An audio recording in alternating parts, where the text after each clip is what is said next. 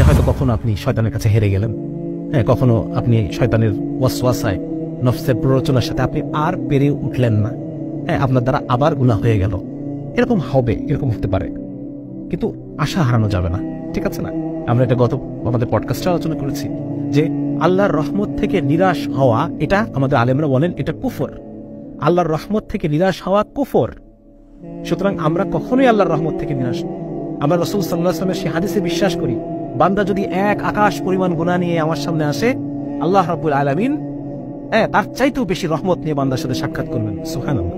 সুতরাং আমরা গুনাহ করতে করতে কখনোই আল্লাহর রহমতকে ক্রস করে যেতে পারবো না, ঠিক আছে না? আপনি যদি মনে করেন যে না, আমি তো জীবনে বহুবার তওবা করেছি, আমি আবার কেন তওবা করবো, আরে আমি তো গাদ্দার, বারবার আমি কথা দিয়ে কথা রাখি না, ঠিক আছে না? এরকম এই কথাটা শয়তানের পক্ষ থেকে।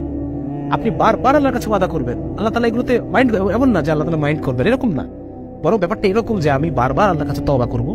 এবং আমার শাইখ বলেন যে তওবার অভ্যাস তৈরি করা, তওবার অভ্যাস একদম অন্তর থেকে পরিপূর্ণ তওবা, খালেস। এমন না যে আমি তওবা করলাম কিন্তু মনের মধ্যে আছে যে আমি আবার গুনাহ করব, না, বরং প্রতিবার এক কঠিন তওবা আমার অন্তরের মধ্যে থেকে আসবে, তারপরে আল্লাহ রাব্বুল আলামিন আমাকে প্রতিবারই মাফ করবেন, ঠিক আছে না? এবং তওবা কাকে বলে? তওবার মধ্যে 3টা কম্পোনেন্ট আছে।